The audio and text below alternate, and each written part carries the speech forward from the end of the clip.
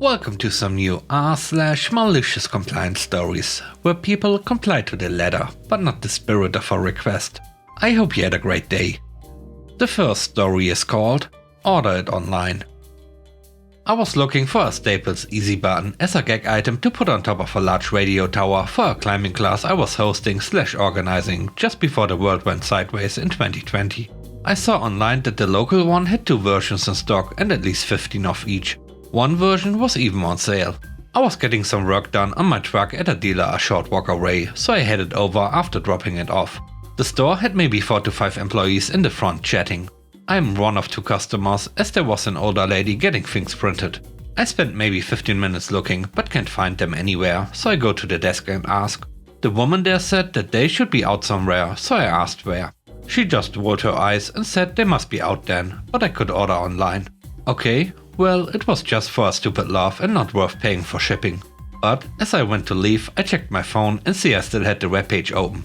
I also saw that they have an order online and pick up in an hour option. Great! I had nothing better to do as my truck was supposed to be ready in about 2 hours. I found a nice desk chair in the back of the desk display area to sit at, where I could see most of the store from. Then I ordered it for pickup. A moment later, I saw an employee leave the front area with a small printout. He proceeded to walk around for a while, passing me a couple of times. He can't find them either. After another 10 minutes, he goes back to the front and gets another person to start looking.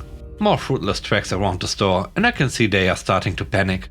As I am in a swivel chair, I have a great view of everything and can rotate as needed. Thus far, I seem to be unnoticed. Now 3 of them are looking. Another few minutes and a manager has appeared to see what is happening. Finally, he gets everyone there to start looking, other than another employee still helping the old lady. I overhear him commenting on how other things are not on the correct shelves either. After what has now been 1.5 hours since I entered the store, they realize the buttons are all still in a box up on a high shelf. The desk woman I originally dealt with is asked to go get a ladder and has to come past me. Now she finally realizes what happened and makes a very lovely face at me. She finally gets the box down and takes one out to the register, while the manager has everyone else gather around to start organizing the store. I still haven't received the item is ready for pickup email, but I get the call that my truck was ready. I notice she is glaring at me, but must have entered it in as ready as I get the email. Now, as these formerly shitty employees are being put to work, I walk up to the register and get a pickup from her. As soon as I start walking to the door, I hear her manager call for her to come help. Thanks for the tip to order online. The next story is called Check-in Online. This happened this weekend. I went to get my haircut. I was over by the haircut place running some other errands. I figured I stopped real quick to see if I could get a haircut before they close. The place, a national chain, closes at 5 PM and I got there at 4:05. When I walked in, the screen in the lobby that says the estimated wait time as well as shows you who is already waiting said the wait time is 15 minutes with 3 people waiting. To be clear, when it is this close to closing time, I always check the wait time on the screen. I don't want to make them stay late. I'm a guy that gets a very easy haircut, basically a crew cut, that typically takes about 10 minutes. So if the wait time plus 10 minutes puts the time past closing, I don't even bother to check in.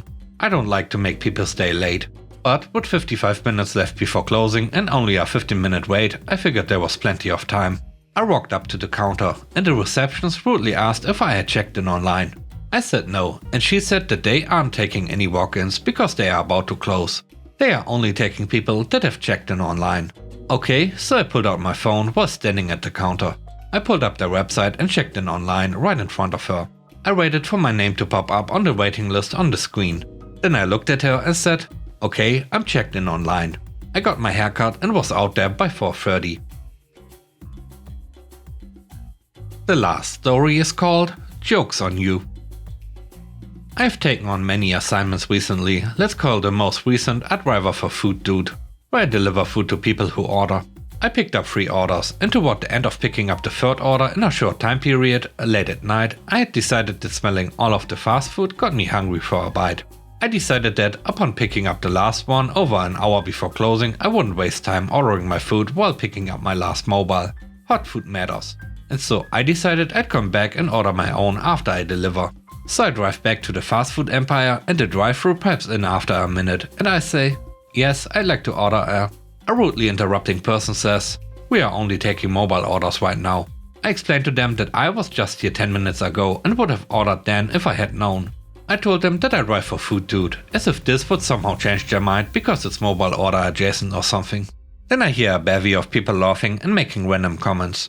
Meanwhile, the main person talking repeated even more rudely, "We are only taking mobile orders right now," with the background person saying, "Oh F him, that's the guy who," before they disconnected the line. Enter malicious compliance. Well, luckily I have a hotspot, thank you first job, so I simply used my iPad to make an other food dude order through their location for quite the feast. I was only planning on getting a baked nasty and some fries, but my order now consisted of coffee, a shaky shake, fries, no salt. You know, some of the most annoying things to put together for an order.